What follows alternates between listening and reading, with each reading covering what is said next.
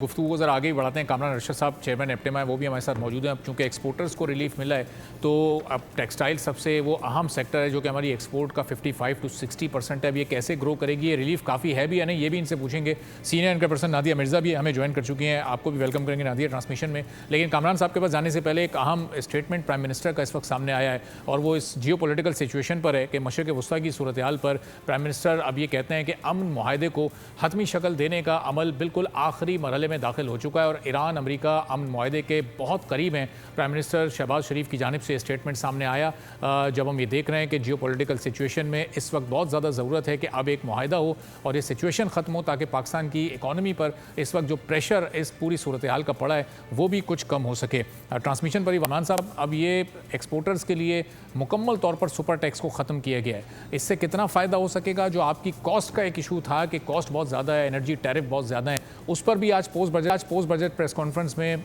वज़ीर ख़जाना साहब ने कहा कि हम उसका इदराक है, हमें उस पर भी हम काम कर रहे हैं। इस टैक्स के ख़त्म होने से कुछ फ़र्क महसूस करेंगे आप? थोड़ी सी एक्सपोर्ट जो स्टैगनेंट हो गई थी वो अब दोबारा से बहाली की तरफ जा सकेंगी? जी, बिस्मिल्लाहिर्रहमानिर्रहीम। जहाँ तक सुपर टैक्स का मामला है, जैसे अभी मिर्ज़ा इख्तियार बेग साहब ने बताया, सुपर टैक्स देखें, उसका पर्पस था, वो 1 साल के लिए लागू हुआ था और उसका पर्पस रिहेबिलिटेशन ऑफ सैलाब ज़दगान या कोई कुदरती आफत से जो अफेक्टेड थे वो था। तो लिहाजा उसका इम्पोजिशन तो फेडरल कॉन्स्टिट्यूशन कोर्ट में समझता हूँ वो export oriented sector and businessman industrialist के साथ एक ज्यादती थी कि बियॉन्ड 1 ईयर कलेक्ट नहीं करना था। चलें, अब वो ज्यादती हो गई। अब आई थिंक गवर्नमेंट को थोड़ा सा एहसास हुआ क्योंकि 11 महीने की जो एक्सपोर्ट है, जो actual data Pakistan bureau of statistics का भी आ गया, उसमें एक्सपोर्ट आपकी $27.9 बिलियन पे आई है जुलाई 1 जुलाई से 31 मई तक, जबकि पिछले साल $29.5 बिलियन थी। तो ऑलमोस्ट $1.6 बिलियन से आपकी एक्सपोर्ट गिरी है 11 month this year versus 11 month last year. तो चूंकि हमने इन्हें कहा था कि इसको बिल्कुल ख़त्म कर दें, प्राइम मिनिस्टर ने अपनी स्पीच में भी कहा है, अब अल्लाह करे कि 2 जुलाई को जो फाइनेंस एक्ट आए उसमें एक्सपोर्टर्स के लिए मुकम्मल तौर पर सुपर टैक्स ख़त्म कर दिया जाए। 15 से 50 करोड़ प्रॉफिट डिक्लेयर करने वालों पे 0 और 50 करोड़ से ऊपर डिक्लेयर करने वालों पे 10 से 8% कर दिया गया। लेकिन प्राइम मिनिस्टर साहब ने चूंकि कहा है तो लेट्स होप बाकी जो था 1% टैक्स जो पिछले साल 2% चला गया था advance tax and export income पे, उसको उन्होंने 2% से 1.25% किया। तो मैं समझता हूँ एक पॉजिटिव स्टेप है, लेकिन इंडस्ट्री की रिवाइवल के लिए, बहाली के लिए अभी भी काफ़ी स्टेप्स रिक्वायर्ड हैं। लेकिन आई थिंक हमेशा हुकूमत पर तनकीद नहीं करनी चाहिए, एक पॉजिटिव स्टेप ज़रूर है। ठीक है, चलें अब इस पर हम गुफ्तगू आगे बढ़ाएंगे। ज़रा नादिया मिर्ज़ा को भी हम एंगेज कर लेते हैं। अब नादिया, ये जो बजट पर एक ओवरऑल जो इनिशियल थॉट्स आ रही हैं, थोड़ा सा इसको रिलीफ का बजट कहा जा रहा है, सैलरीड पर्सनस पर भी थोड़ा बर्डन कम किया है। ज़ाहिर है पहले बढ़ा बहुत ज़्यादा दिया गया था, फिर कॉर्पोरेट सेक्टर पर कारोबारी हजरात को भी थोड़ा सा कॉर्पोरेट टैक्स में, एक्सपोर्टर्स को और फिर अदर दैन जो दीगर लोग हैं उनको भी थोड़ा सा रिलीफ दिया गया। लेकिन ये जो ताजिर हजरात को अब लेकर आ रहे हैं टैक्स नेट में, इससे पहले कभी कोई कोशिश कामयाब नहीं हुई और ये इस रिलीफ की मद में अभी जो एक बड़ा एम्बिशियस टारगेट टैक्स कलेक्शन का सेट कर लिया गया है, इस तक कैसे मुमकिन हो सकेगा जानना? चूंकि बहुत सारे रिलीफ जब होंगे तो वो कैलकुलेशन तो डिस्टर्ब हो जाएगी फिर। एग्जैक्टली आप बिल्कुल सही बात कर रहे हैं, क्योंकि हमारे और आपके सामने है, यकीनन आपके भी इल्म में है कि जो टैक्स कलेक्शन की बात होती है एफबीआर की तरफ से, तो जो लास्ट ईयर का टारगेट था एफबीआर, वो उसको अचीव नहीं कर सकी।